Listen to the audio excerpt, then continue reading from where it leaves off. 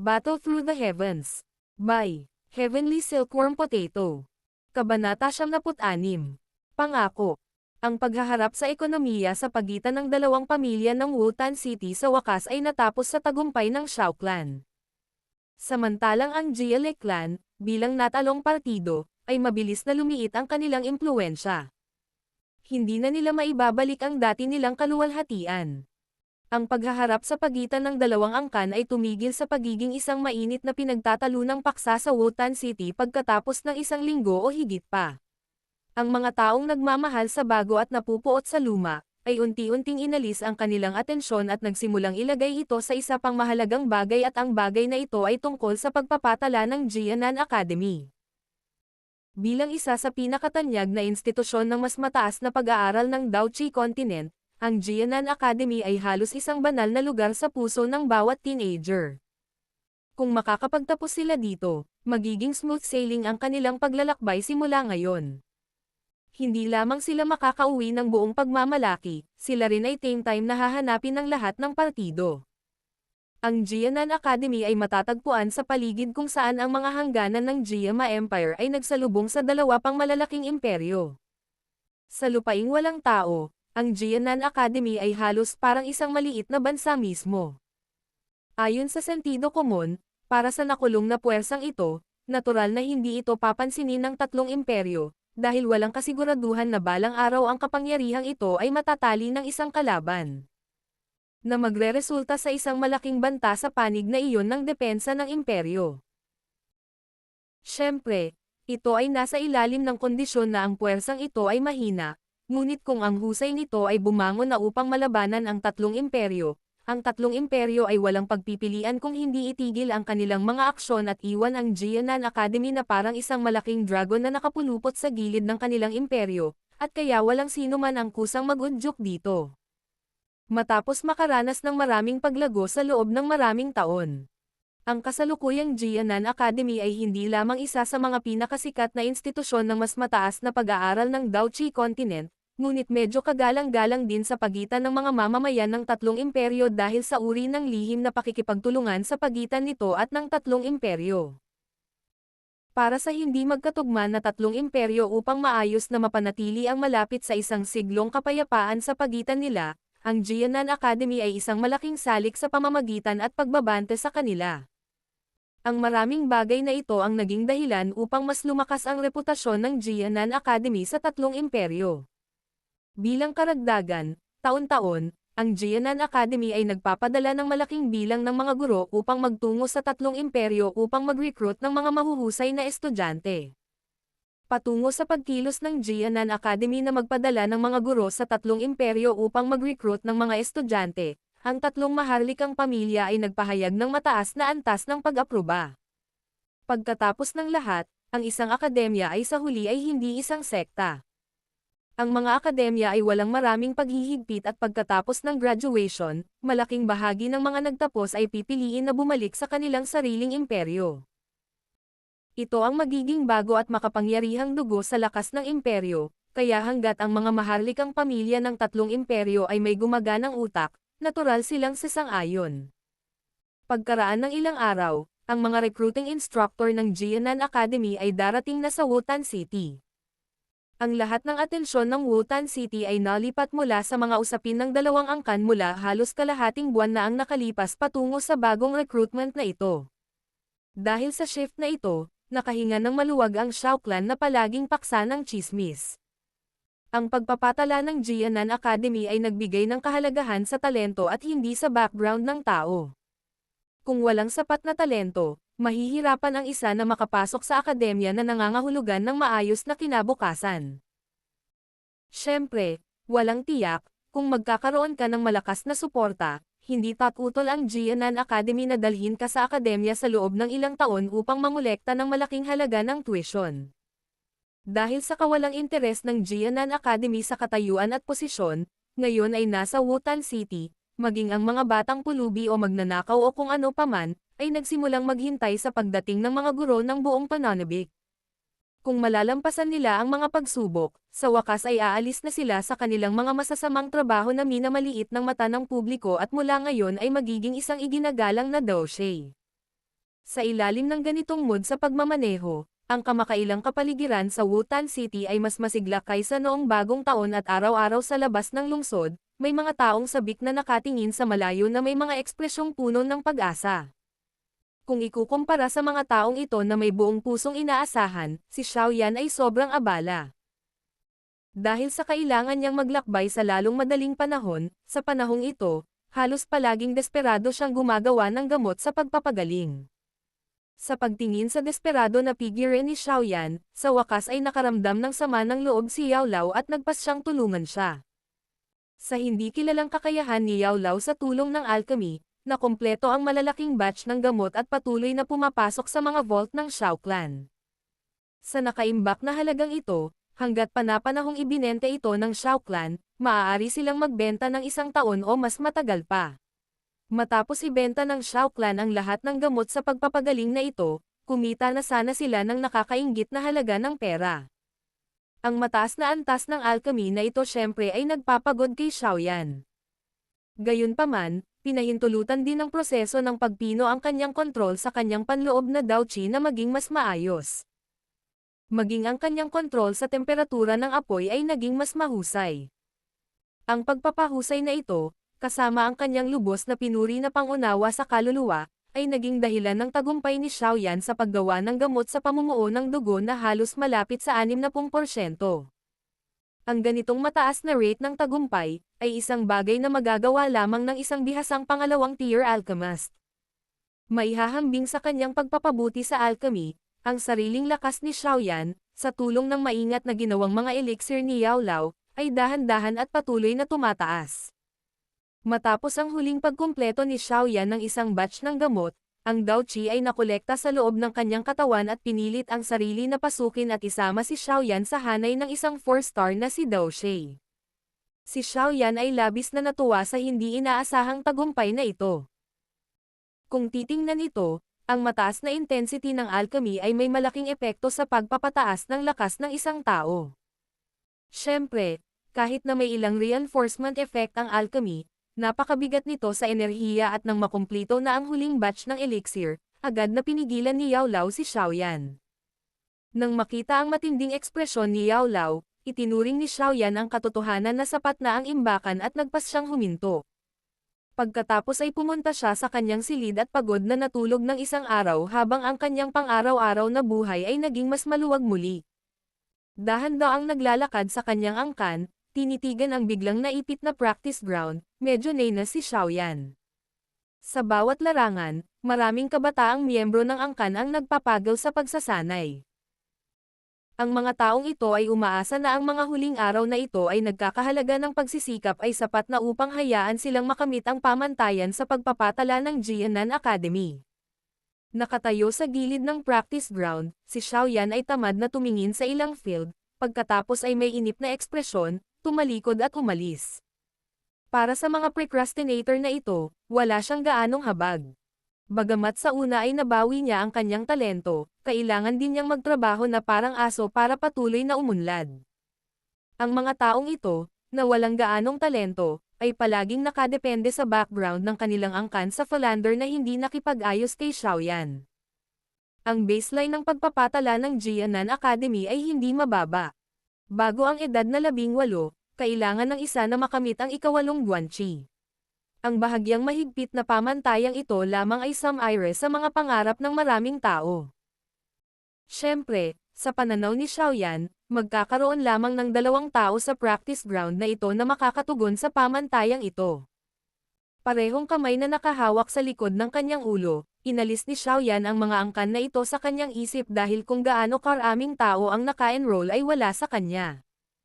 Umiling-iling, pumasok si Xiaoyan sa isa pang maliit na landas, naglalakad sa mga hardin ng bulaklak sa likod bahay. Isang pamilyar na figure ng babae, ay magandang nakaupo sa gitna ng mga bulaklak, lumilitaw na napakaganda. Bahagyang nanliit ang kanyang mga mata na nakatingin sa perpektong hubog na likod na iyon, isang magiliw na tingin ang lumitaw sa mukha ni Xiaoyan. Bahagyang nakangiti, dahan-dahan siyang naglakad patungo sa berdeng nakadamit na batang babae na nakatitig sa puno ng willow na tulala. Senior Brother Xiaoyan, ikaw. Aalis ka na. Bago maabot ang batang babae, isang bahagyang malungkot na boses ang pumasok sa tainga ni Xiaoyan. Saglit na huminto ang kanyang mga yabag, walang kapangyarihang tumanggaw si Xiaoyan at dahan-daang naglakad pasulong upang tumabi kay Zon-er. Paglingon niya, nakita niya ang medyo malungkot na mukha. Bahagyang ngumiti, inabot niya ang kanyang kamay at tinapik ang maliit na ulo ni Zon-er bago tahimik na dumausdas ang kamay nito sa malambot nitong buhok. Ang komportableng pakiramdam ay nakaramdam siya ng kaunting engkanto. Hindi ka napupunta sa Jianan Academy. Hinahayaan si Xiaoyan na matalik na paglaruan ang kanyang buhok na hindi pa nahawakan ng ibang lalaki, mahinang tanong ni Zon-er. Tumanggaw si Xiaoyan, malumanay na tumawa. Mayroon din akong sariling mga bagay na dapat kong gawin. Nolan Yanran. Bahagyang nakagat ni Zon-er ang kanyang mga labi habang sinasabi niya sa mahinang boses na ang kanyang mga mata na puno ng tubig ay pumipintig sa isang uri ng hindi maipaliwanag na lamig. Sandaling huminto ang palad na naglalaro sa kanyang buhok, nagkibit balikat si Xiaoyan, mahinang tumawa at sinabing. Yung pangakong itinakda sa harap ng napakaraming tao, hindi ko ito mapapalampas, diba? Kung ganoon nga, kahit ikaw ay hahamakin ako. Bahagyang kumunot ang noo ni Zon-er, mahinang bumuntong hininga at pagkatapos ay gumamit ng boses na tanging siya lang ang nakakarinig na bamulong. Hindi ko na talaga dapat hinayaan na mabuhay siya noon. Hahaha, makatitiyak ka, pagkatapos ng bagay na ito, pupunta ako sa Jianan Academy para hanapin si Zon-er. Hindi hihigit sa 1 taon at kalahati. Teka, 1 taon na lang. Sa pagtingin sa mukha ni Zon-er na biglang naging mapait, agad na tumawa si Xiaoyan at binago ang kanyang mga salita. Senior brother Xiaoyan, sa totoo lang. Kung susundin mo si Zon-er, may plano rin si Zon-er na hayaan kang talunin si Nolan Yanran sa loob ng ipinangakong oras. Kinagat ang kanyang labi pagkatapos mag-isip ng ilang sandali, biglang nag-alinlangan na nagsalita si Zon-er. Mapait na tumatawa, umiling si Xiaoyan at napabuntong hininga. Minsan ang babaeng ito ay nagsasabi ng ilang mga salita na nakakapagpahiya sa akin. Alam kong hindi iisipin ni Senior Brother Xiaoyan na ito ay charity. Matamis na ngumiti si Zon-er at sinabing. Magiliw na nakangiti, bahagyang umiling si Xiaoyan. Nakahinga siya ng maluwag at natatawang sinabi. Magtiwala ka, may tiwala ako na pagkatapos ng 1 taon, aakyat ako sa Misty Cloud Faction at labanan ang Nolan Yanran. Nakatingin kay Xiaoyan na biglang naging mapagmataas, walang magawang umiling si Zon-er at hikayatin na sana siya ng 1 beses, nang biglang tumalikod si Xiaoyan, iniunat ang kanyang mga braso, at sa ilang sandali, hinawakan niya ang maliit na baywang ni Zon-er, halos hinayla siya sa kanyang yakap. Isang banayad na hangin ang umihip sa hardin ng bulaklak, ang willow ay bahagyang lumutang, isang binata na mahigpit na nakayakap sa isang batang babae na parang hindi sila maghihiwalay. Ang biglaang pagkilos ni Xiaoyan ay natakot kay Zon-er at pagkatapos ng maikling sandali, ang malambot na dulo ng tainga ni Zon-er ay naging maliwanag na pula. Bahagyang nagpupumiglas saglit at nahihiyang huminto, ang maliit niyang mukha ay bahagyang nababalot ng nakakaakit na layer ng namumula na pula. Zon-er, pagkatapos ng 1 taon, pupunta ako sa Jianan Academy para hanapin ka, hintayin mo ako. Ibinaon ang kanyang ulo sa malambot na buhok na iyon, ang saad ng binata, sa wakas ay hinayaan ang dalaga, na naguguluhan, na masunurin na tumanggo sa kanyang ulo. Battle Through the Heavens. Kabanata 77. Zuni. Naglalakad sa isang maliit na kalye at pinagmamasdan ang klan na naging mas walang laman, walang magawang umiling si Xiaoyan. Ngayon ang araw na ang recruitment team mula sa Jianan Academy ay darating sa Wutan City at kaya halos kalahati ng mga miyembro ng klan ay nanood. Sa ngayon, ang pasukan sa Wutan City ay malamang naganap na maharangan ng mga tao. Ang daming baliw. Akala mo ba madali ka nilang papalampasan sa entrance exam dahil lang tumingin ka? Umiling si Xiaoyan at mamulong. Sa isang nakaka-relax na paraan habang siya ay patungo sa mga bundok. Sa oras na ito araw-araw, sinasanay niya ang kanyang Dao technique ng walang pagkukulang. Bagamat ang recruitment team sa pagkakataong ito ay nanatili sa Wutan City, ang mga teritoryo na kanilang pananagutan ay kasama ang iba pang mga kalapit na lungsod. Kaya naman, Nang sumugod si Xiaoyan at ang kanyang grupo sa lokasyon ng recruitment kinabukasan at nakita ang tila walang katapusan na pila, hindi nila maiwasang matigilan. Sa napakalaking plaza, tuloy-tuloy ang ingay at kaguluhan. Hindi mabilang na mga kabataan ang nagpupumilit na magtungo sa loob ng plaza. Kung hindi dahil sa mga sundalo mula sa kwartel ng gobernador na nagpapanatili ng kaayusan sa gilid ng plaza, ang naligalig na pulutong ay desperadong sumugod. Matapos mapatitig ng matagal sa dagat ng mga tao dahil sa gulat, bahagyang napabuntong hininga si Xiaoyan. Nawalan ng gana ang mukha niya habang umiiling. Sa hitsura ng mga bagay, tila nakakalimutan na niya ang pagpasa sa entrance exam ngayon. Wala ka nang magagawa diba? Sa pagtingin sa malungkot na paraan ni Xiaoyan, si Xiaoyun na nakikipag-usap kay Zhon'er sa likod niya, ay agad na nagsabi sa isang natutuwang boses. Inikat ang kanyang mga mata, hindi siya pinansin ni Xiaoyan. May solusyon ba si junior brother Xiaoyu? Nang makitang malapit ng magtalo ang mag-asawa, mabilis na inibon ni Zhon'er, na nakatayo sa tabi nila, ang paksa ng pag-uusap. Ang namamahala sa recruitment team sa Wutan City ay ang aking guro. Naturally, bilang paborito niyang mag-aaral, mayroon akong solusyon. Tinaas ni Xiaoyu ang kanyang ilong at tumawa habang winawagayway ang kanyang kamay. Sundan mo ako. Pinapanood si Xiaoyu na itinaas ang kanyang sexy na mahabang binti at tumungo sa kabilang panig ng plaza, tumingin si Xiaoyan kay Zhon'er at walang magawang itinulak ang kanyang mga kamay palayo. Kalimutan mo na, hindi ako makikipagtalo sa kanya. Nang marinig ito, ngumiti si Zhon'er at tumango habang sinusundan nila ni Xiaoyan si Xiaoyu. Ang iilan sa kanila ay sumunod kay Xiaoyu at umikot sa malaking plaza bago sila huminto sa kanlurang bahagi, kung saan naroon ang likod ng plaza. Dito, may mga sundalong kompleto sa gamit na bumuo ng 2 hanggang 3 patong sa paligid ng lugar. Ang kanilang mga sandata ay may dalang malamig na kislap na sa ilalim ng mainit na araw, ay sumasalamin sa tumatagos na mga sinag. Sinusuri ang mahigpit na binabantayang porma sayon, nag-utos si Xiaoyu kay Xiaoyan bago siya mag-isa. Naglabas siya ng isang piraso ng berdeng identification card at nagsalita ng matagal sa isang mukhang opisyal. Pagkatapos noon ay kumaway siya para lumapit si Xiaoyan at ang kanyang grupo. Sinalubong ng malamig na tingin ng nasa edad na opisyal si Xiaoyan at ang kanyang mga kasama. Maya-maya lang ay ikinaway niya ang kanyang kamay at nagutos. Pabayaan mo sila. Nang marinig ang utos mula sa nasa katanghaliang gulang na opisina, isang iniutos na tunog ng pagkuskus ng metal laban sa isa pa ay agad na ibinuga mula sa masikip na pader ng mga nakabaluti na lalaki at dahan-dahan, isang maliit na landas ang lumitaw. Ngumiti si Xiaoyu sa nasa katanghaliang opisyal habang binawi niya ang kanyang berdeng plate. Matapos itaas ang kanyang baba kay Xiaoyan at sa grupo, sinundan niya ang nasa katanghaliang opisyal at pinamunuan ang grupo. Sumunod sa likod ni Xiaoyu, ang iba pang miyembro mula sa Xian clan ay pumasok din sa landas na ito. Pagpasok pa lang nila ay ramdam na ng grupo ang lamig sa kanilang balat. Ang mga nakapaligid na walang ekspresyon na mga sundalo ay naglalabas ng amoy ng dugo mula sa kanilang mga katawan, dahilan upang ang grupo, na hindi pa nakaranas ng ganoong porma sayon, ay makaramdam ng matinding presyon na nagpahirap sa paghinga. Ito ang mga sundalong nakaligtas sa totoong digmaan. Unti-unting nagpakawalan ng hininga si Xiaoyan.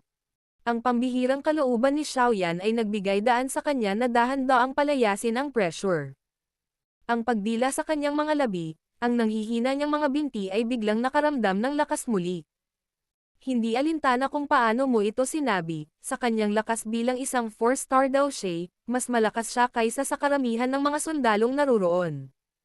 Maaaring hindi niya kayang makipagkompetensya sa mga madugong aura, ngunit at least, hindi niya ipapahiya ang kanyang sarili sa kadahilan ng iyon. Ang maikli, wala pang 20 metrong distansya ay parang 100 o 1000 metro sa iilan sa kanila. Nang sa wakas ay ginawa na nila ang kanilang huling hakbang, lahat ng mga ito ay natagpuan na ang kanilang mga palad ay namamawis. Sa medyo maputlang mukha niya, hinarap ni Xiaoyu ang nasa katanghaliang opisyal at ngumiti ng mapait. Senior Ke, sinadya mo ba kaming pahirapan? Hahaha, ito ang utos ni Teacher Rowlin. Kung gusto mong kunin ang pinto sa likod, natural lang na dumaan sa kaunting pagsubok. Lahat kayo ay magaling. Itong mga nasasakupan ko ay yamakap lahat ng bangkay para matulog. Kung wala kayong malakas na panloob na lakas, naparalisa kayo sa takot sa kalagitnaan. Ang mukha ng nasa katanghaliang opisyal ay nagpakita ng isang ngiti habang ang kanyang tingin ay dumaan kay Xiaoyu at sa mga nakapaligid sa kanya. Sa wakas ay nakita niya ang mga kalmadong mukha ni Zhon'er at Xiaoyan, na puno ng pagtataka ang kanyang mga mata. Mukhang makaka-recruit si Teacher Roolin ng ilang mahuhusay na estudyante sa pagkakataong ito. Kumakaway sa nasa katanghaliang gulang na opisyal sa hindi gaanong magandang mood, hinayla ni Xiaoyu sina Xiaomei at Xiaoning, na nanghina na ang mga paa, at mabilis na naglakad papunta sa loob ng plaza. Nang nasa gitna na sila ng plaza, nahadyap ng kanilang mga mata ang isang malaking berdeng tolda. Mula roon, nakikita na ni Xiaoyan at ng iba pa ang dagat ng mga tao sa labas.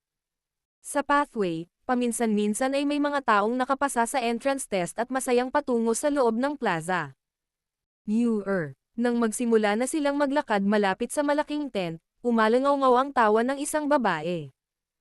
Isang pulang figure ang sumugod at masayang niyakap si Xiaoyu. Dumampi ang kanyang mga palad sa baywang ni Xiaoyu habang pabiro niyang sinabi. Tumaba ka na ba? Ikaw maliit na babae. Umalis ka sa akin. Nakangiting saway, tinulak ni Xiaoyu ang babae. Kasunod nyon, lumingon siya para harapin si Xiaoyan at ang iba pa habang nakangiti siya sa pagpapakilala. Ito ang matalik kong kaibigan sa Jianan Academy. Siya ay tinatawag na Zuni at isang 4-star daw siya. Nang marinig ito, inilipat ni Xiaoyan at ng iba ang kanilang tingin sa babaeng nakapula. Isang maningning na ngiti ang makikita sa kanyang medyo magandang mukha at ang kanyang kayumangging buhok ay walang ingat na nakatali sa isang nakapusod. Siya ay may isang buong pamumulaklak, isang napakapayat na baywang kasama ang isang bilog na ilalim. Bagamat hindi siya kasing ganda ni Xiaoyu, ang kanyang sexing malademonyong figure ay bagay sa panaginip ng bawat lalaki. Sa maikling panahon ng pagpapakilala, napagtanto ni Xiaoyan na marami sa mga kabataang lalaki na nakapasa sa pagsusulit ay palihim at malaswang nakatingin sa dalawang babae. Magiliw na hinawakan ni Xiaoyu si Zuni. Sa kanyang ekspresyon, halatang masaya sila sa isang magandang relasyon. Sila ay mga miyembro ng aking angkan. Si Zhon'er, hihihihi, maganda, hindi ba? Ngunit bawal kang magkaroon ng anumang intensyon sa kanya, hindi siya magpapakita ng anumang interes sa iyo. Ito ay si Xiaomei, isa pang kagandahan. Ito ang aking nakababatang kapatid na si Xiaoning. Sa wakas ito ay, nang dama po ang kanyang mga mata sa mukhang tamad na si Xiaoyan, inihilig ni Xiaoyu ang kanyang ulo at hinayla ang tenga ng batang babae na tinatawag na Zuni at Bamulong. Siya si Xiaoyan, ang nabanggit ko sa iyo noon. Sa una, sumulyap si Zuni kina Zhon'er at Xiaomei. Nanlaki ang kanyang mga mata, napabuntong hininga siya. Wow! Ang iyong angkan ay talagang may napakaraming dilag. Kapag nakapasok na sila sa Jianan Academy, lahat ng lalaki ay lubos na masasaktan. Xiaoyan. Pagkatapos ng gulat na paghinga, biglang tumahimik si Zuni habang pinagmamasdan si Xiaoyan na may nakatuwang ekspresyon. Ito ba ang sinabi mo? Ang pinsan na nanatili sa ikatlong Guanqi. Mukhang gwapo.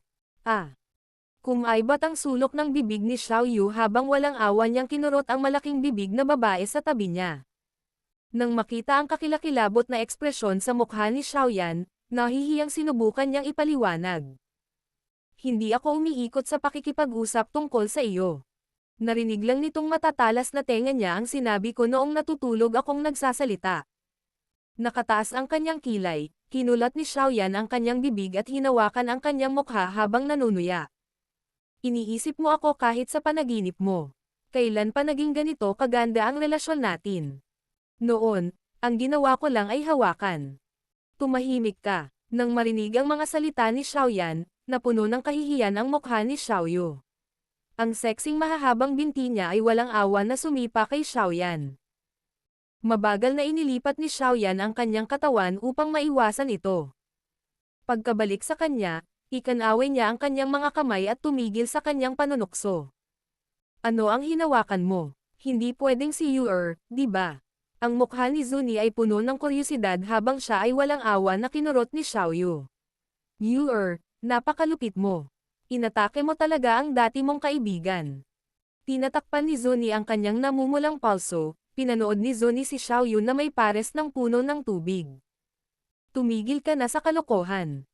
Kailangan pa natin silang dalhin para kumuha ng pagsusulit. Saway ni Xiaoyu habang itinutulak palayo ang buhay na kayamanan, hindi alam kung umiyak o ngumiti. Hihihi, tara na, sumunod ka sa akin. Ako ang manggana sa daan.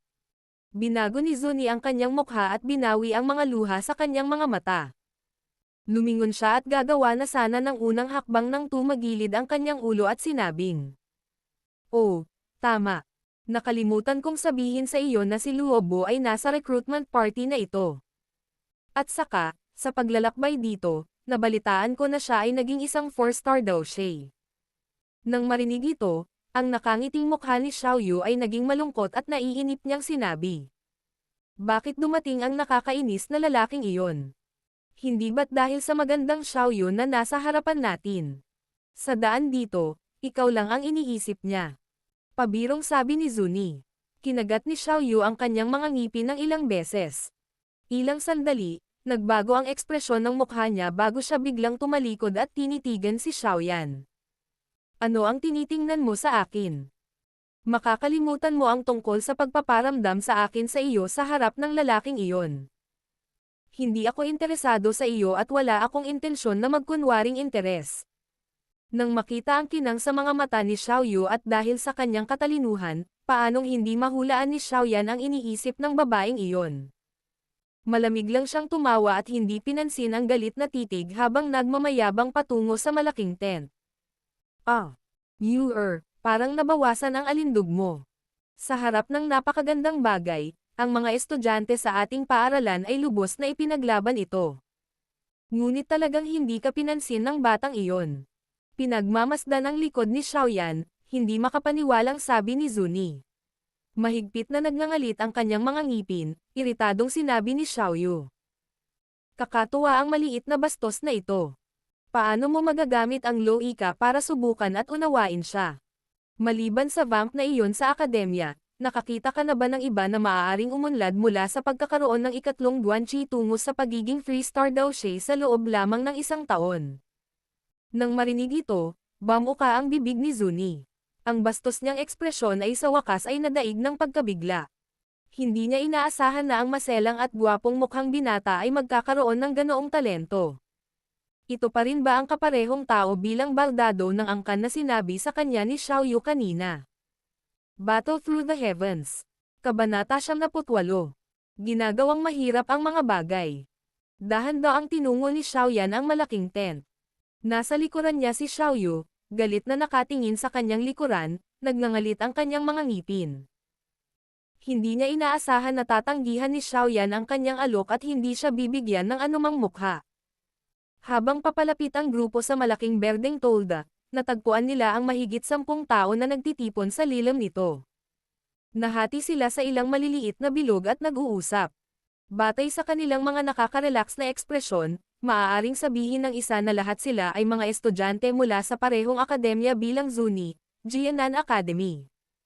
Sa labas ng malamig na lilam ng tolda, mahigit 20 kabataang lalaki at babae ang nakaupo sa lupa sa ilalim ng mainit na araw. Bagamat walang humpay na pawisan sila ng init, nanatiling mahiyain ang kanilang mga ekspresyon. Sa unang tingin, tila sila ang mga bagong estudyanteng nakapasa sa entrance exam sa labas. Biglang nagtaas ng ulo ang ilang nagdaldal na babae sa tent at nakita si Xiaoyu kasama ang kanyang grupo na naglalakad palapit sa kanila. Agad na lumiwanag ang mga mukha ng mga estudyante sa nakita at mabilis silang sumugod sa walang tigil na tawanan upang palibutan si Xiaoyu. Naramdaman ni Xiaoyan ang pag-init ng kanyang ulo sa biglaang pag-atake ng malalakas na ingay, hindi pa siya handa sa malakas na hiyawan ng mga kabataang babae. Ang kanyang mga tingin ay dumaan sa mga kabataan at magagandang babaeng estudyanteng ito. Mula sa kanilang nagulat na mga ekspresyon, napagtanto ni Xiaoyan na ang mga relasyon ni Xiaoyu sa akademya ay tila maayos. Pakiusap, kayong lahat, maaari ba kayong maging mas reserba? Walang magawang sabi ni Xiaoyu. Hindi niya alam kung matatawa o maiiyak dahil pinilit niyang itaboy ang magkasintahang kaibigan na patuloy na nagsusungit sa kanya. Muir, 2 buwan na kitang hindi nakikita at parang naging mas maganda ka sa kawalan ko. Be honest, di ba? Isang babaeng may magandang mukha ang lihim na nagwalas ng kanyang kamay sa dibdib ni Xiaoyu bago ito ipinatong sa kanyang balikat habang nagbibiro. Sa gilid, walang magawang bumantong hininga si Xiaoyan at binigyan ng kakaibang tingin si Xiaoyu. Bakit lahat ng mga kaibigan niyang ito ay parang mga babaeng linta? Maligo ka, malazwa kang babae. Huwag kang kumilos ng walang pigil sa akin.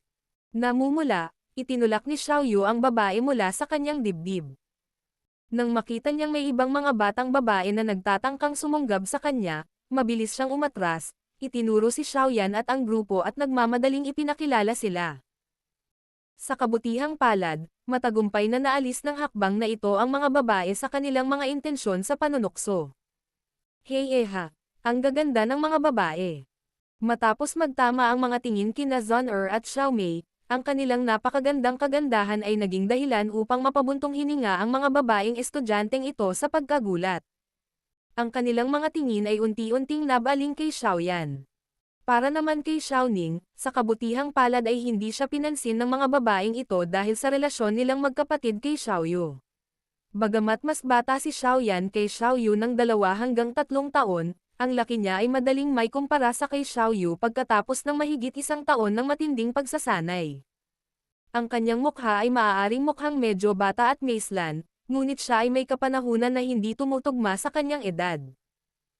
Ang visual na contradiction na ito ay naging dahilan upang ang mga babae ay walang magawa na tumingin muli. Hihihi, ang gwapong binata. Muir, pinsan mo ba siya? Pinsan na may kaugnayan sa dugo. Maging tapat ka, ninakaw mo ba siya para sa sarili mo? Hindi alintana kung gaano kalmado si Xiaoyan, nang marinig ang mga babaeng ito na lantarang nagtatanong ng ganoon kagiting na tanong sa harap ng mga kasali, hindi mapigilan ang pagkibot ng gilid ng kanyang bibig. Ang titig na ginamit niya kay Xiaoyu ay lalong naging kakaiba. Matapos marinig ang panunokso ng mga babaeng ito, bakas sa mukha ni Xiaoyu ang pagkapahiya at kawalan ng magawa. Magpapaliwanag na sana siya nang nahadyap ng gilid ng mata niya ang isang lalaking tumatayo. Nagbago ang mukha ni Xiaoyu at nakasimangot. Kaagad, ang isang naguguluhan na pula ay lumitaw sa kanyang mukha habang siya ay malandi na sinabi. Wala akong anumang kadugo sa kanya. Bakit hindi mo ihinto ang pagpapatawa sa kanya? Siya ay mahiyain mula noong siya ay bata pa. Nang marinig ang mga salitang iyon, lahat ng babaeng estudyante ay natigilan. Habang pinapanood ang isang naguguluhan na mukhang Xiaoyu na hindi pa nila nakita, nagsimula silang magpalitan ng tingin sa isa't isa. Noong una ay nilayon lamang nilang magbiro. Hindi nila inaasahan na si Xiaoyu ay talagang seryosong lalabas at magpaliwanag. At saka, ang tono na ginamit niya. Parang kalahating sinusubukang magsinungaling. Maging si Zhon'er at ang mga sumusunod kay Xiaoyu ay natigilan din sa matalik na tono ni Xiaoyu. Nagpalitan sila ng tingin nang makita nilang lahat na namumugto ang mga mata ng isa't isa. Kailan pa naging maganda ang relasyon ni Xiaoyu at Xiaoyan? Nakatayo sa isang tabi, malamig na tinitigan ni Xiaoyan ang acting ni Xiaoyu. Tatambad na sana siya nang mabilis na iniabot ni Xiaoyu ang kanyang mga kamay. Ang isa sa kanila ay nakakulong sa kanyang kamay habang ang isa naman ay malapit nang winalis ang alikabok sa damit ni Xiaoyan. Nang makita ang biglaang pagkilos ni Xiaoyu, ang mga nakapaligid sa kanya ay lubos na nagulat. Kailan ba nila nasaksihan ang pagtrato ni Xiaoyu sa ibang lalaki sa ganoong paraan? Xiaoyu, ikaw. Matagal nang hindi nagkikita. Habang natulala ang lahat, biglang tumawag ang boses ng lalaki. Nang marinig ang boses, tumagilid ang ulo ng lahat. Nakatayo sa likuran nila ang isang binata na naka-gray, na nakangiti ng malawak sa kanila. Ang binata ay medyo gwapo, ngunit ang maningning na ngiting iyon ay tila mali kay Xiaoyan at sa iba pa. Ang naguguluhan na tingin sa mukha ni Xiaoyu ay dahan-daang umatras. Lumingon siya habang nakahawak pa rin ang kamay kay Xiaoyan, sinulyapan niya ang binata at walang pakialam na sinabi. Luobo, matagal-tagal na rin tayong hindi nagkita. Hihihi. Nakayuko at tumatawa, ang binata na tinawag na Luobo ay random na tumingin sa magkadikit na mga kamay. Agad na sumili ang lamig at galit sa titig na ipinadala niya kay Xiaoyan. Hihihi, dapat dinala mo ang ilang taong ito, hindi ba? Nakangiting tanong ni Luobo habang humakbang palapit sa kanila. Oo. Walang ingat na tinatango ni Xiaoyu ang muling ipinakilala ni Xiaoyan at ang iba pa. Nakangiti niyang sabi. Dinala ko sila rito para kumuha ng pagsusulit. Oh, meron ka na ba ngayon? Nakangiting tumango si Luobo, naglabas ng isang mala-fist-sized na bowl ang kristal. Kinawayan niya ito at nakangiting sinabi. Nagkataon lang na binigyan ako ni Teacher Rowling ng isang kristal ng eksaminasyon. Bakit hindi natin hayaan silang subukan? Ang iba pang mga kristal ng pagsusulit ay dinala na lahat sa gateway ng pagsusulit sa harap. Kung hindi mo gagamitin ang sa akin, kailangan mong maghintay ng ilang oras. Nang marinig ito, bahagyang nag-alinlangan si Xiaoyu bago tumango. Itinagilid niya ang kanyang ulo at marahang ipinaliwanag kay Xiaoyan. Ang kristal ng pagsusuri na ito ay napakasimple. Hanggat ang iyong lakas ay umabot sa ikawalong Daochi, ito ay magliliwanag. Kapag nangyari iyon, makapasa ka sa paunang pagsusulit. Bitawan mo ako. Si Xiaoyan ay walang tigil na tumitig sa kanya at walang pakialam na nagutos. Nakangiting tumango si Xiaoyu sa kanyang ulo at masunuring binitawan ang kanyang mga kamay. Nang makita ang kanyang pagiging masunurin, humigpit ang pagkakahawak ng tinatawag na Luobo sa bowl ang kristal. Zon bakit hindi muna kayong lahat ang mauna? Pinunasan ang kanyang namumulang palso na hinawakan ni Xiaoyu, nakangiting sinabi ni Xiaoyan kay Zon. Nakangiting tumango, nanguna sina Zon, Xiaomei at Xiaoning at pumunta sa unahan. Maya-maya pa ay nagdikit ang kanilang mga palad sa bowl ang kristal, lumiwanag ito at napaatras sila. Nang makitang nagtatagumpay silang tatlo, pumunta rin si Xiaoyan at walang ingat na hinawakan ang bowl ang kristal, na nakuha ang parehong resulta. Tiyakin na kung wala silang kakayahang makapasa sa pagsusulit, hindi ako kikilos ng mag-isa at dinala sila dito. Habang pinapanood ang tagumpay ng apat na tao, walang pakialam na sinabi ni Xiaoyu. Hihihi. Hindi naman sa wala akong tiwala sa iyo pero ito ang patakaran. Binigyan si Xiaoyu ng isang paumanhin ng ngiti, iningatan ni Luobo ang bowl ang kristal. Nakaturo ang kanyang daliri sa mga nasa labas, na nakaupo sa ilalim ng araw. Nakaharap kay Xiaoyan at sa grupo, nakangiti niyang sinabi. Binabati kita sa pagpasa sa paunang pagsusulit. Ngayon, mangyaring umupo sa labas ng kalahating oras. Luobo, ano ang kahulugan nito? Nang marinig ang mga salita ni Luobo, napakunot ang noo ni Xiaoyu at nagtanong ng may pag-iinit. Xiaoyu, estudyante ka rin dito. Dapat mong malaman na ito ay isang patakaran sa panahon ng recruitment. Hihihi. Ang mga bagong estudyante ngayon ay lalong nagiging mapusok.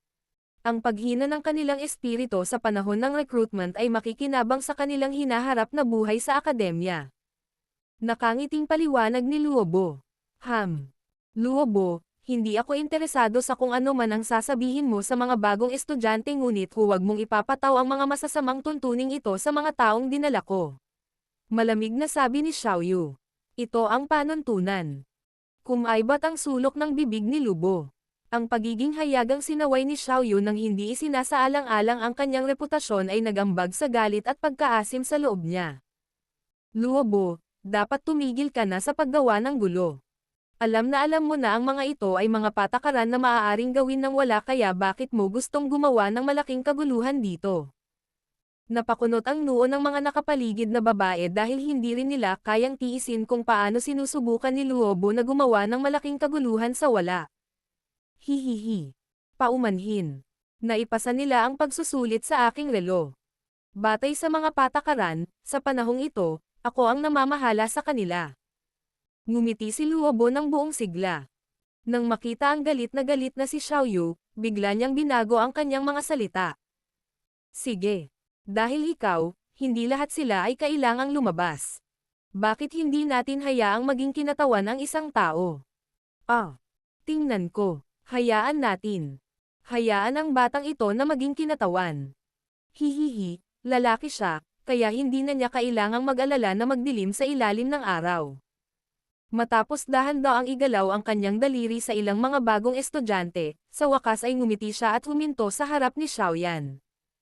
Nanlaki ang mga mata ni Xiaoyan at walang pakialam na pinagmasdan ang binata sa kanyang harapan na puno ng ngiti. Maligo ka. Hindi rin aalis si Xiaoyan. Hahanapin ko ng personal si Teacher Rowling para pag-usapan ito. Hindi na kailangan na nandito ka para mag-utos. Sa isang hakbang ng kanyang mahabang sexing binti, tumayo si Xiaoyu sa harap ni Xiaoyan at malamig na sinabi. Oh, eldest brother Luobo, mukhang may problema ka. Habang sila ay nasa patuloy na pagkakasalungatan, isang grupo ng mga tumatawa ang lumitaw mula sa anino ng tolda. Ito ay walang iba kundi ang bagong estudyanteng ito ay hindi gustong mapailalim sa araw. Nasecure ni Luobo ang kanyang bowl ang kristal habang sinasabi niya ng walang anuman. Hihihi, matagal-tagal na rin simula nang makakita ako ng ganitong mayabang na bagong estudyante.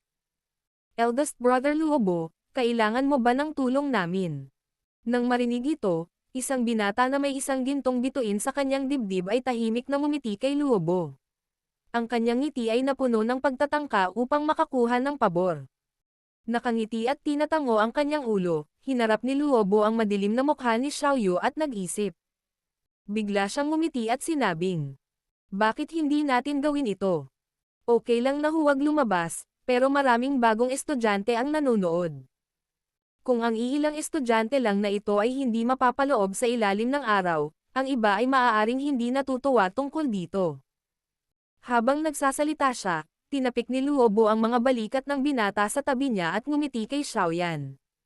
Dahil ayaw mong lumabas, bakit hindi ka makipag-spar kay Gela dito? Siyempre, hindi mo siya kailangang talunin. Ang kailangan mo lang ay magtiis ng 20 round sa ilalim niya. Nang marinig ito, agad na galit na pinagalitan ng mga babae sa tabi ni Xiaoyu si Luobo. Matapos makita ang sitwasyon, sa wakas ay naunawaan na nila na ang taong ito ay nagseselos kay Xiaoyan at sinusubukang abusuhin ang kanyang awtoridad na parusahan si Xiaoyan para sa isang personal na sama ng loob. Kung ikukumpara sa galit na sigaw ng mga nakapaligid sa kanya, kakaibang naging tahimik si Xiaoyu. Nakatagilid ang kanyang ulo at pinagmamasdan si Xiaoyan, malinaw niyang naunawaan na ang kasalukuyang lakas ni Xiaoyan ay hindi mas mahina kaysa sa kanya. Ang pakikitungo sa isang one-star daw siya ay hindi isang bagay na mahirap. Hindi pinapansin ang tingin ni Xiaoyu, walang pakialam na tinitigan ni Xiaoyan ang nakangiting si Luobo. Napuno ng lamig ang itim niyang mga mata. Noong una, ayaw niyang makialam ngunit kailangan lang nitong pilitin ng lalaking ito ang kanyang kamay. Hihihi, halika. Maliit na bata, hayaan mong turuan kita kung paano igalang ang iyong mga nakatatanda. Kung hindi, kapag nagdusa ka sa akademya sa hinaharap, sisihin mo kami. Ang binata na tinatawag na Gela ay humakbang at ngumiti kay Xiaoyan na may masamang intensyon. Unti-unting nagpakawala ng hininga, nagkibit balikat lang si Xiaoyan sa harap ng tingin ng lahat. 2 hakbang pasulong ang ginawa niya.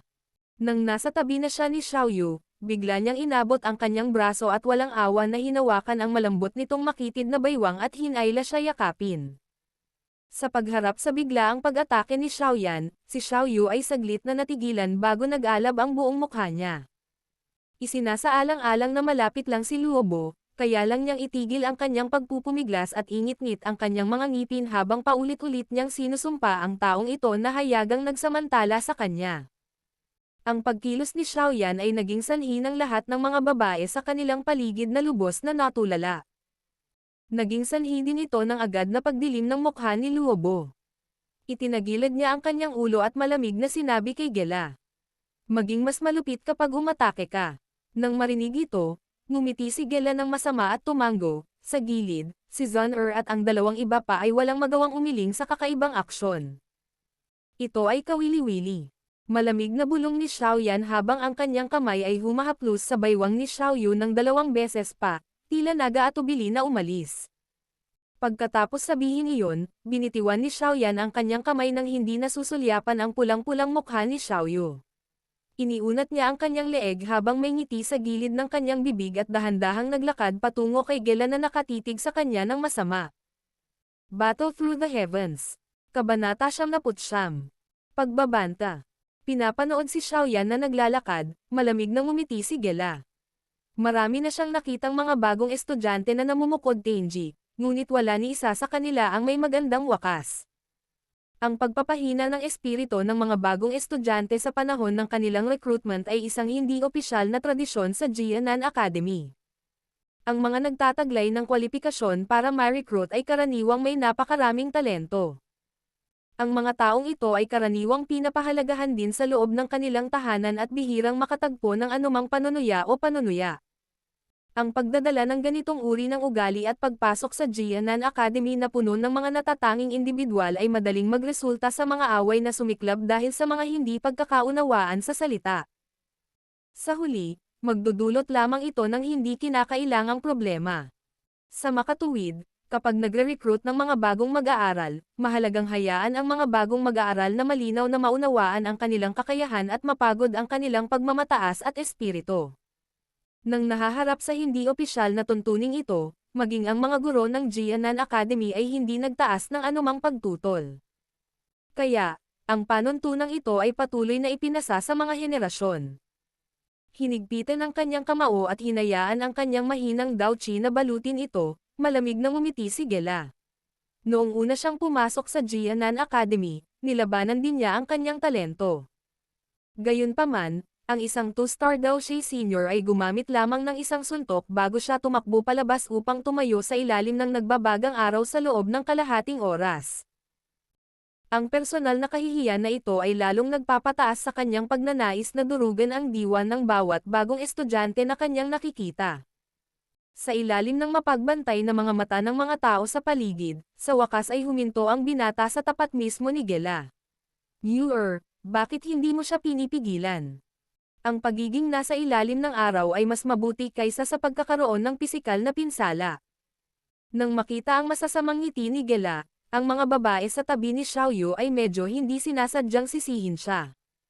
Nakatayo sa tabi ni Xiaoyu, naalala ni Zuni ang pagtatasa ni Xiaoyu kay Xiaoyan at ang kanyang maaliwalas na mga mata ay kumurap. Nagtataka, napatitig siya sa binata na patuloy na nakangiti ng mahina.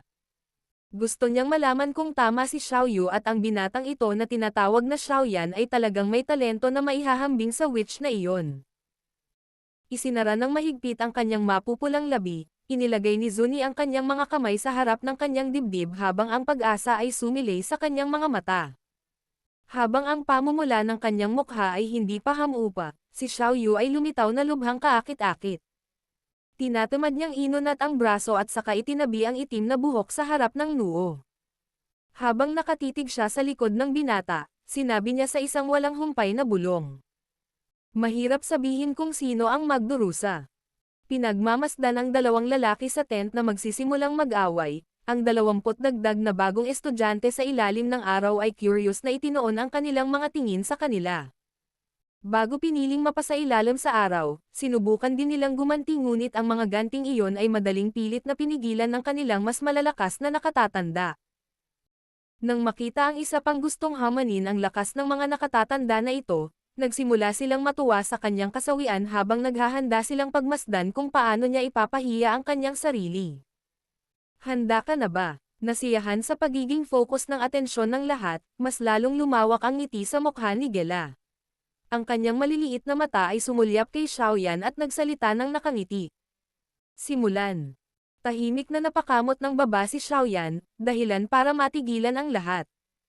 Hihihi, maliit na bata. Hindi masama ang pag-iisip mo. Sa mukha ni Xiaoyan, medyo nagulat si Gela. Kaagad, nakaramdam siya ng galit mula sa loob. Ito ba ay isang pagtatangka sa diskriminasyon laban sa kanya? Bahagyang nagpakawala ng kanyang hininga, si Xiaoyan ay hindi nag-abalang magsabi ng anumang bagay na walang kaparerikan. Tamad lang niyang tinitigan ang medyo galit na mukha ng kalaban. Napakagaling. Ang kalmado ng kanyang kalaban ay nakasakit sa pride ni Gela. Sa malamig na ngiti, galit na galit siyang sumugod habang nakakuyom ang kanang kamao at pinagsasama-sama ni Daochi. Kaagad, ang kamao, kasama ang kasamang hangin ay walang awa na binomba patungo sa ulo ni Xiaoyan. Ang mga nakapaligid na madla, Nang makita si Gela na gumamit ng napakalakas na puwersa laban sa isang bagong estudyante, ay napakunot ang noo. Dahan-daang itinaas ang kanyang mga talukap at pinapanood ang malaking kamao na sumusugod sa kanya, humiling si Xiaoyan. Itinaas niya ang palad kung nasaan ang unang hahampasin at pinigil ang kamao ni Gela. Matapos ihinto ang kamao, hindi man lang nakagalaw ang kanyang palad. Ang suntok na may napakalaking lakas ay hindi man lang nagtaas ng kahit katiting na reaksyon, katulad ng pagsuntok ng hangin. Bilis, mabagal. Lakas, mahina. Isa ka ba talagang estudyante mula sa Jianan Academy? Iniangat ang kanyang mukha, umiling si Xiaoyan at bamulong. Dahil sa pangungutya sa bulong ng binata, napatulala ang mga tao sa paligid. Isa-isang tumitig ang nagtatakang mga tingin sa lugar kung saan nagkadikit ang kamao at palad. Mahirap isipin na ang isang bagong estudyante ay madaling harangin ang pag-atake mula sa isang one-star doujie. Si Luobo, na orihinal na puno ng mga ngiti. Unti-unting naging malungkot habang pinagmamasdan ang tagpong ito. Napuno ng lamig ang kanyang tingin habang pinagmamasdan ang binata na mahinang nakangiti. Parang nagkamali siya. Kung alam niya, hinayaan niya ang isang mas malakas na pumasok sa laban. Bastos. Gusto mo na bang mamatay? Palibhasa'y kinukot siya sa publiko ng isang bagong estudyante, ang mukha ni Gela ay lubos na namula habang siya ay sumisigaw. Ang kanyang kanang binti ay nakatutok sa ibabang tiyan ni Xiaoyan at marahas na sinipa. Sa walang malasakit na mukha, tamad na ibinaba ni Xiaoyan ang kanyang hindi nagamit na kaliwang kamay gaya ng gagawin sa isang langaw. Sa wakas, sa isang snap na tunog, nataman niya ang bukong-bukong ni Gela, agad na lumitaw ang isang pasa. His. Isang matinding sakit ang ibinuga mula sa bukong-bukong, dahilan para makahinga si Gela sa isang subo ng malamig na hangin. Lalong lumakas ang galit sa mukha niya. Mabilis na umatras ng isang hakbang, humiwalay siya sa palad ni Xiaoyan. Ang kanyang kanang paa ay humakbang mula sa lupa at hiniram ang lakas para umangat ng mataas sa hangin. Biglang umikot, isang maputlang berdeng douchi ang lumitaw sa kanyang kanang binti. Isang wind blade na parang imaginary light ang tumakip sa kanyang binti bago ito walang awa na humiwalay sa takip ng bungo ni Xiaoyan. Walang hiya. Kahit na gamitin ang wind light edge. Isa itong Hai Huang Dao skill. Napakawalanjiya ng taong ito. Sa pagmamasid sa malabong talam ng liwanag sa binti ni Gela, galit na sumigaw ang grupo ng mga babaeng estudyante, na puno ng galit ang mukha. Nang makita ang aksyon ni Gela, bahagyang kumunat ang kilay ni Xiaoyu para makapagpahinga kaagad pagkatapos. Noon, kahit na gumamit ng Hai Zuan Dao skill, ang mga kamay ni Jia Liao ay napilayan pa rin ni Xiaoyan. Hindi siya naniniwala na sa lakas lamang ng isang one-star na si Dao Shi, ang taong ito ay maaaring gumawa ng anumang malaking pinsala kay Xiaoyan. Pag-angat ng kanyang mukha, ang medyo malakas na hangin ay naging sanhi ng bahagyang panginginig ng mukha ni Xiaoyan.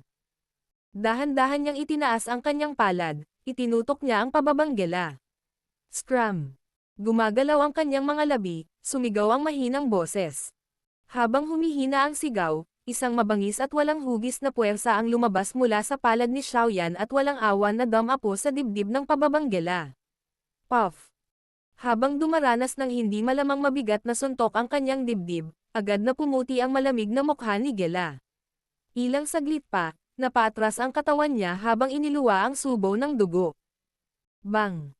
Matapos itapon ang kanyang katawan ng mahigit 10 metro, bumagsak ito ng husto sa isang bato na niluto sa ilalim ng mainit na araw. Bahagyang nanginginig ang katawan ni Gela habang pinagmamasdan ang takot na mukha sa binata na nakatayo sa di kalayuan habang nakaunat pa ang palad. Nakaramdam ng kaba ang kanyang dibdib at naging itim ang kanyang paningin nang tuluyang nawalan ng malay. Ang oras sa pagitan ng malakas na pag-atake ni Gela hanggang sa oras na siya ay itinapon pabalik ng walang anumang maliwanag na dahilan ay bahagyang higit sa 10 segundo. Nang makita kung paano napagpasyahan ang tagumpay sa napakaikling panahon, ang mga tao sa loob at labas ng kampo ay magkakasuwato na tumahimik. Sa ilalim ng mainit na araw, nakakalokong tinitigan ng mga bagong estudyante si Gela na nahimatay malapit sa kanila.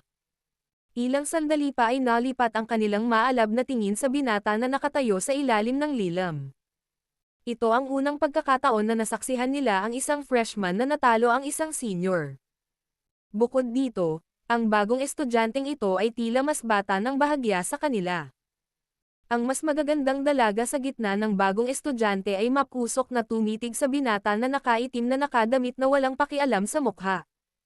Ang kanilang mga mata ay napuno ng isang sumasamba na kislap. Hindi ba dahil sa hindi angkop na kapaligiran, maaaring minsan o dalawang beses silang sumigaw upang ilabas ang kanilang mga damdaming sumasamba? Tiyak. Isang nakakatakot na talento. Matamang nakatitig kay Xiaoyan, si Zuni ay nagpakawala ng gulat na buntong hininga at umiling. Napatunayan ng lakas ni Xiaoyan na totoo ang sinabi ni Xiaoyu kanina. Itong taong ito mula sa iyong pamilya, ano ba talaga ang antas ng kanyang lakas? Sa hitsura nito, tila naging daw siya na siya, tama. Habang paipang nakatitig sa binata na nakaitim, biglang nagtanong ang mga babae sa tabi ni Xiaoyu na nauutal. Anong biro?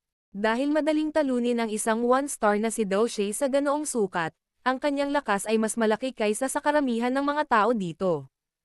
Matamis na ngumiti si Xiaoyu habang matamang nakatitig sa binata na nakatayo sa lugar kung saan naganap ang laban. Isang hindi kilalang ningning ang sumilay sa kanyang mga mata. Ilang sandali pa, kinopya niya ang ugali ni Xiaoyan at winagaywe ang kanyang mga kamay habang nakangiting nagsasalita. Kung mag-aaway kami, kahit ako ay hindi ko siya matatalo. Sa tingin mo ba siya ay isang Dao Shi? Ha? Isang Dao Shi sa murang edad. Kahit sa Jianan Academy, iyon ay itinuturing na isa sa mga nangungunang talento. Hey hu hey, mukhang masarap ang lasa mo. Pero pinsan mo siya diba? Bakit hindi mo hayaan na makuha namin siya? Natatawang pang-aasar ng magandang ginang. Mawala ka bastos na babae. Na may pulang mukha, itinulak ni Xiaoyu ang babae. Sa kanyang puso, bamulong si Xiaoyu nang walang dahilan. Nasabi ko na. Walang pagkakaugnay ng dugo sa pagitan niya at sa akin.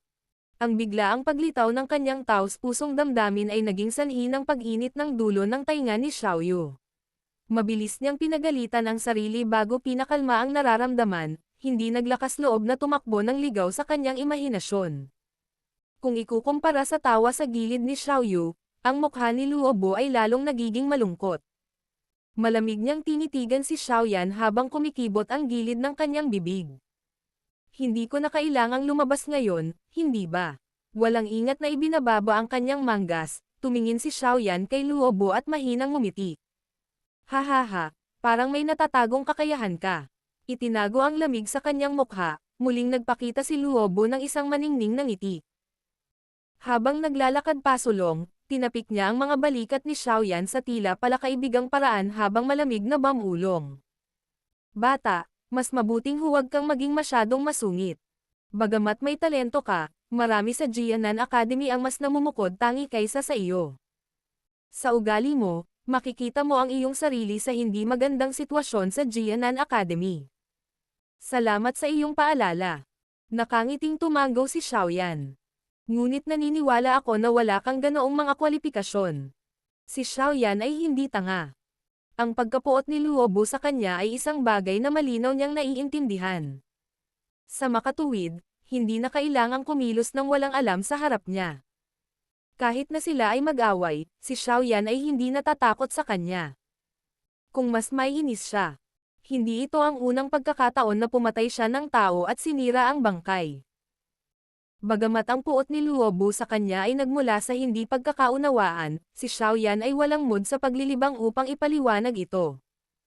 Kung ilalagay ito sa hindi gaanong magalang na paraan, si Luobo ang hindi nagtataglay ng kwalifikasyon para kay Xiaoyan na gawin ito. Bukod dito, maaaring nakipagtalo si Xiaoyu sa kanya araw-araw ngunit hindi ninais ni Xiaoyan na siya ay saktan ng dalawang mukha na hypocrite na ito. Nakikinig sa mga bastos na salita ni Xiaoyan, ang maningning na ngiti ni Luobo ay muling natunaw sa lamig. Ang kanyang malamig na mga mata ay matamang nakatitig kay Xiaoyan at ang kanyang mukha ay kumaibot. Ang malamig na kislap sa kanyang mga mata ay tila hinahagis si Xiaoyan sa maraming piraso.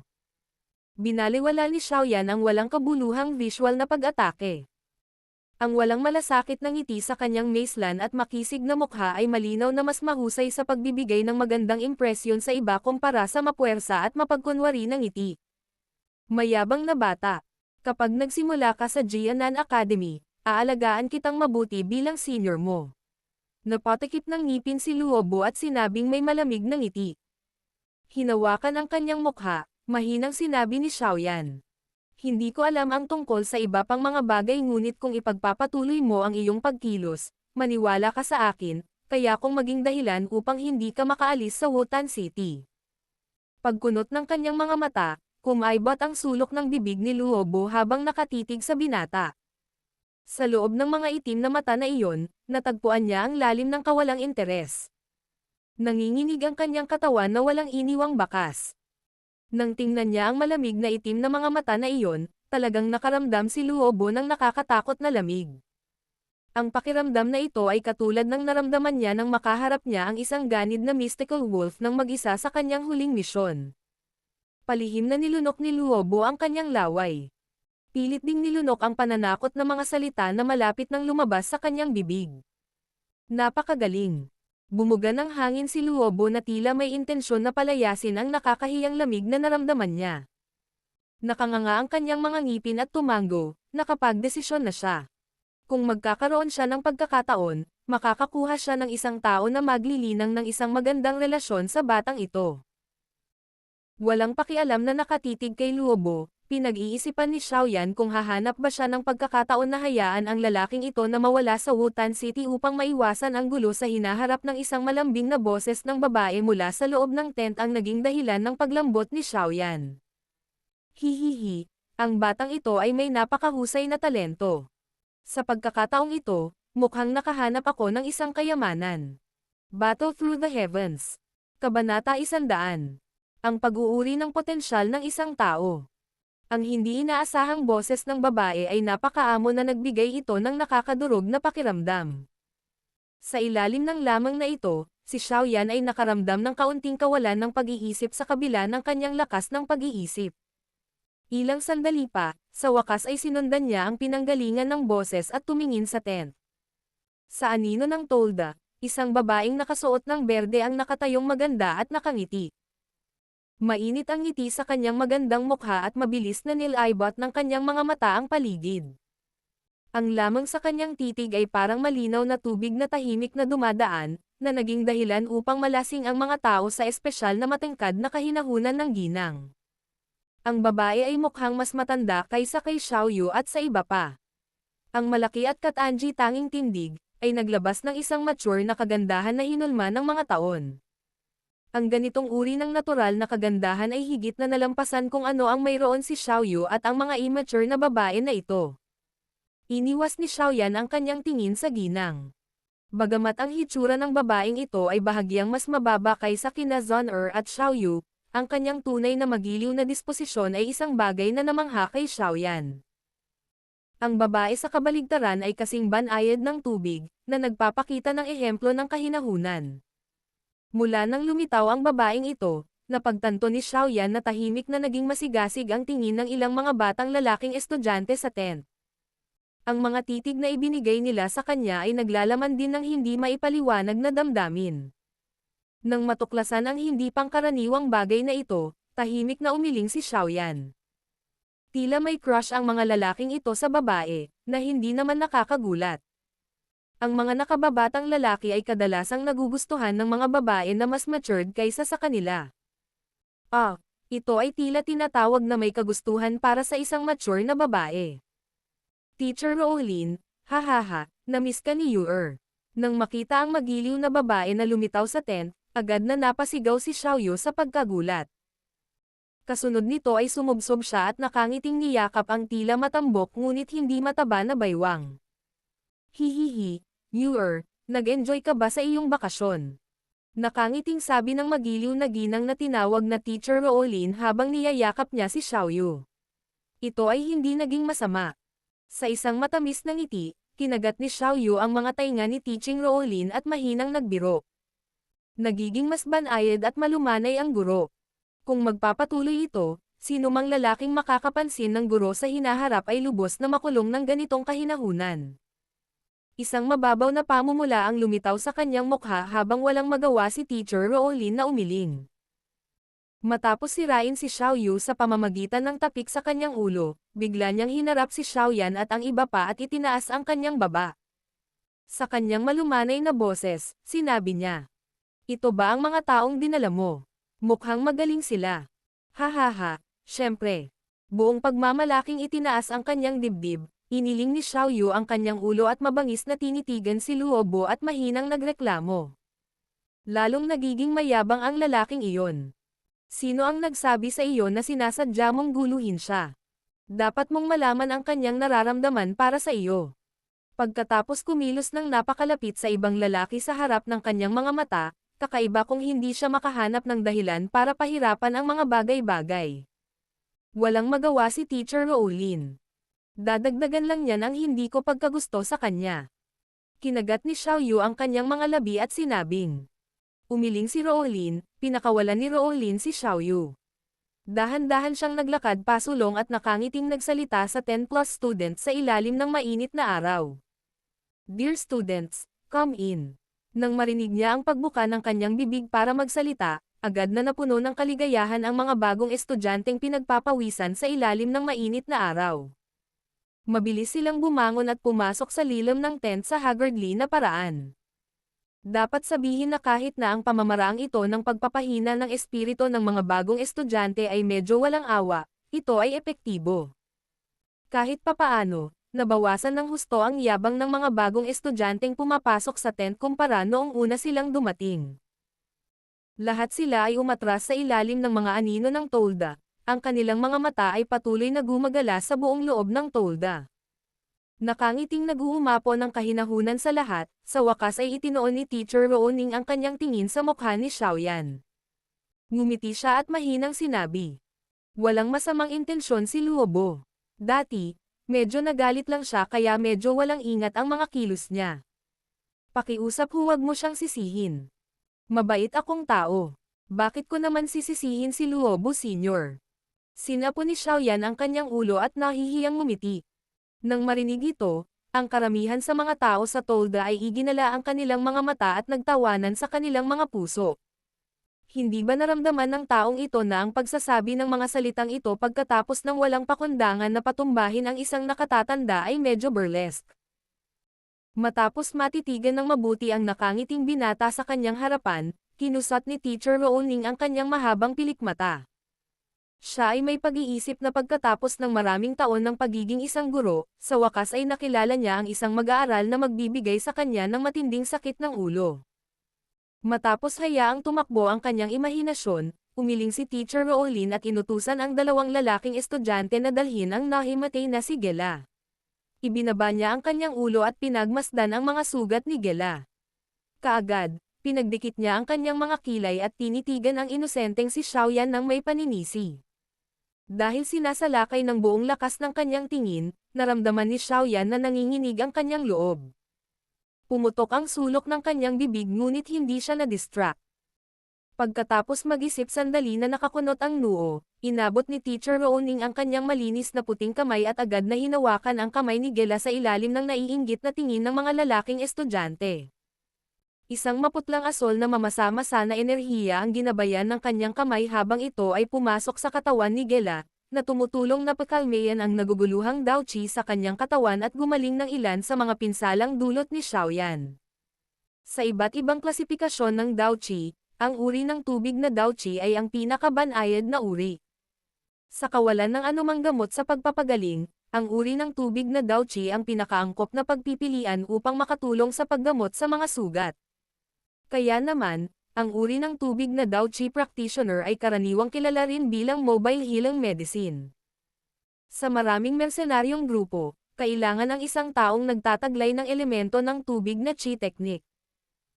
Pagkatapos ng lahat, kapag ang mga kapwa-miyembro ay malubhang nasugatan, ang tubig o uri ng kahoy na Daoqi lamang ang makakatulong sa miyembro na magkaroon ng sapat na oras upang gumaling. Sa ilalim ng init ng Daoqi ni Teacher Rooning, ang walang malay na si Gela ay mabilis na nagising sa isang daing. Pagmulat ng kanyang mga mata at pinagmamasdan ang nakangiting guro na si Rooning sa tabi niya, ang mga mata ng una ay napuno ng kalasinggan at pagsamba. Kaagad, nahihiya siyang bumangon. Ang kanyang mga mata ay dumaan kay Xiaoyan at duwag niyang itinago ang kanyang mga mata. Ayos ka lang ba? Binitawan ang kanyang ulo, malumanay na nagtanong si Rowlin. Salamat guro. Nagpapasalamat na tumanggo si Gela. Magandang malaman na ayos ka lang. Nakangiting tumalikod si Teacher Rowlin at eleganteng umupo sa upuan ng pinuno. Buong ngiti, pinagmasdan niya ang mga bagong estudyanteng nagkukumpulan sa tent. Kinamayan niya ang kanyang puting kamay at kumikislap ang isang singsing sa kanyang daliri habang may lumabas na berdeng scroll na gawa sa balat ng kambing at panulat sa kanyang mga kamay. Pag-angat ng kanyang mga mata, ngumiti si Teacher Rowlin sa isang tamad na kilos. Mahal kong mga mag-aaral, binabati kita sa pagpasa sa pagsusulit. Ngayon, maaari na kayong ituring na pumasok sa Jianan Academy. Dahil kailangan ng paaralan na hatiin ang mga mag-aaral ayon sa kanilang potensyal, kailangan kong malaman ang inyong kasalukuyang lakas. Ikawalong Duanqi ay kabilang sa F-class sa mga tuntunin ng potensyal. Ito ang minimum na kinakailangan upang makapasok sa Jianan Academy. Ikasyam na Duanqi ay kabilang sa E-class sa mga tuntunin ng potensyal. Isang 1-star Daoshi, D-class, 2-star Daoshi, C-class. Sa pagpapatuloy sa ganitong paraan, ang pinakamataas na klase ay ang S-class para sa mga 5-star Daoshi. Siyempre, ito ay limitado sa mga mas bata sa 20 bata. Hihihi. Sa loob ng mahigit isang dekada, isang estudyante lang ang nakita ng Jianan Academy na may S-class potential. Ngayon ang maliit na witch na iyon ay medyo hindi kapanipaniwala sa akademya. Tinatakpan ang kanyang mapupulang labi at mahinang tumatawa, bahagyang kumurap ang matataas at balingkinitang pilak mata ni Rowlin. Wala talaga akong labis na pag-asa na makatagpo ng isang tao sa parehong klase ng maliit na witch ngunit kung makakakuha ako ng ilan sa mga klase sa B o C, masisiyahan ako. Sa pagsasalita sa puntong ito, palihim na tinahak ni Rowlin sina Xiaoyan at Zon-er. Mula sa kanyang pangunawa, sa lahat ng nasa tent, itong dalawa lang ang nagbigay sa kanya ng hindi mahuhulaan na pakiramdam. Naghula siya na ang lakas nilang dalawa ay hindi bababa sa C-class. Hindi lang siya ang nanghuhula. Ang lahat ng nasa tent na nakasaksi sa pagkilos ni Xiaoyan ay nanghuhula din sa kanilang puso. Saang klase na bibilang ang potensyal nitong tila abnormal na taong ito? Sige. Magsimula. Simula sa kaliwa, iulat ang iyong pangalan, ang iyong antas ng Daoqi at edad.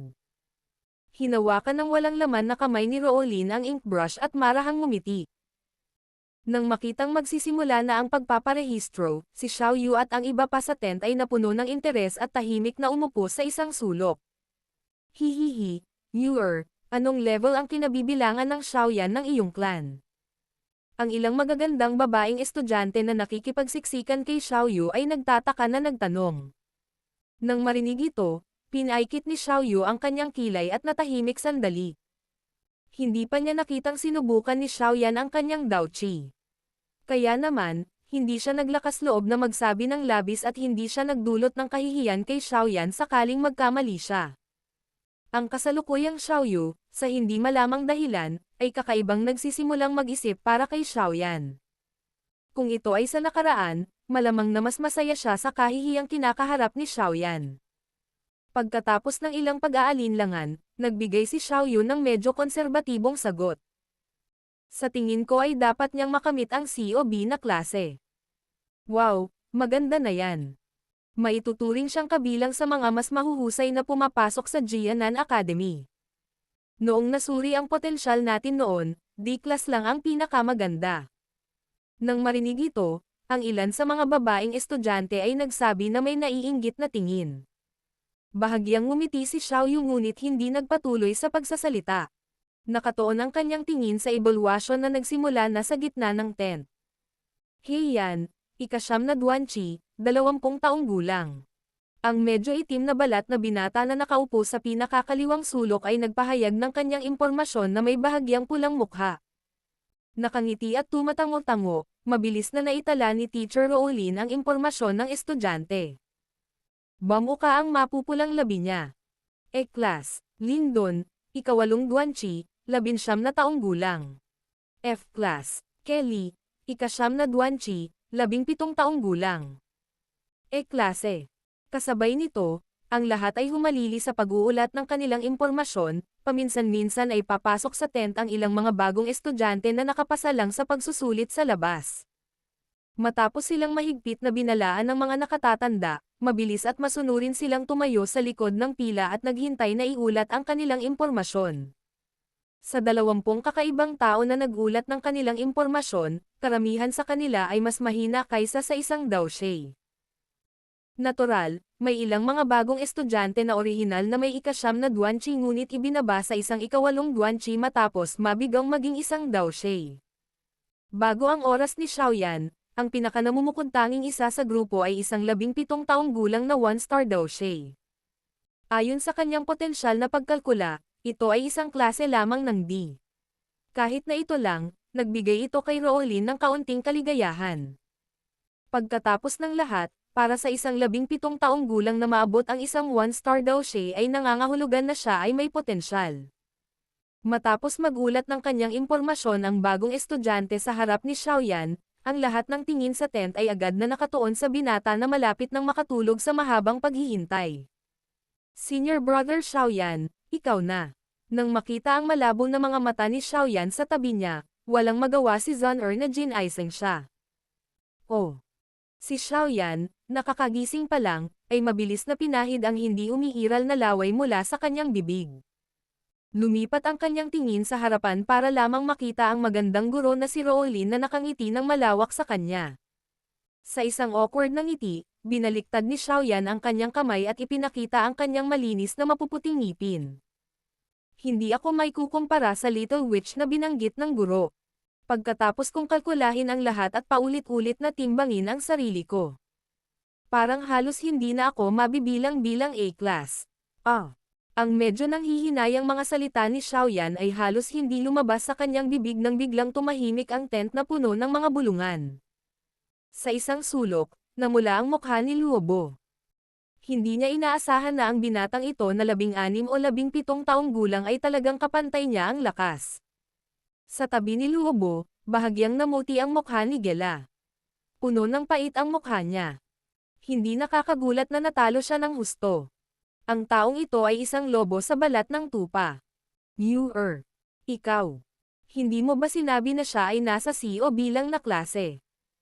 Bakit ito tumalon sa isang A-class? Sa bawat recruitment ng Jianan Academy, hindi hihigit sa 100 estudyante ang nagtataglay ng potensyal na A-class. Ang ilang mga babaeng estudyante ay nagbubulungan habang nakanganga silang nakatitig kay Xiaoyan. Nakatitig ng mabuti sa maselang mukha ng binata. Walang magawang bumantong hininga si Xiaoyu at bumulong. Paano ko malalaman na nagiging abnormal na ang taong ito? A-class. Napakurap si Roolin ng mahahabang pilak mata dahil sa pagtataka. Ilang sandali pa, ngumiti siya ng napakatamis. Mukhang nakahanap ako ng kayamanan. Totoo iyon. Sa pag-arte na parang isang binibini, si Teacher Roolin ay mariing kinusat ang kanyang mga mata. Ang kagandahang ito ay naging sanhi ng paglaki ng mga mata ng ilan sa mga lalaki sa tent. Napahawak si Xiaoyan sa kanyang ilong nang biglang tumawa si Zun-Er sa tabi niya. Senior Brother Xiaoyan, lumikha ka na naman ng sensasyon. Alam kong mas malakas ka sa akin. Natatakot ako na dapat sa'yo ang S-class. Inilibot ni Xiaoyan ang kanyang mga mata at pumikit. Kung gayon, dapat ba akong magbigay ng maling impormasyon? Sa oras na hindi pa nakaka-recover ang lahat mula sa kanilang pagkabigla, hinayla ni Zun-Er ang damit ni Xiaoyan at palihim na nagtanong. I-report mo lang ang iyong tunay na lakas. Sa tingin mo ba ay may inggit ako sa iyo? Ang pagpapalam sa akademya ng ilan sa iyong potensyal ay magiging mabuti para sa iyong pag-unlad sa hinaharap. Siyempre, hindi ka maaaring mag-alala tungkol sa lahat ng ito. Nagkibit-balikat si Xiaoyan at ngumiti. Kinagat ni Zun-Er ang kanyang mga labi at tinanggo ang kanyang maliit na ulo habang kaibig-ibig na sinabi. Kung gayon makikinig ako kay Senior Brother Xiaoyan. Habang nagsasalita siya, humakbang siya pasulong. Umalangaw sa buong tent ang maliksi at gumagalaw na boses ng dalaga. Xiao Zun-Er, isang 6-star daoshay. Edad. 16. Sa upuan ng pinuno, si Rowling, nakakataas pa lang ng kanyang panulat bilang paghahanda sa pag-record ng impormasyon ay naramdamang nanigas ang kanyang kamay. Ang maamon niyang mukha sa wakas ay nagpakita ng pagtataka.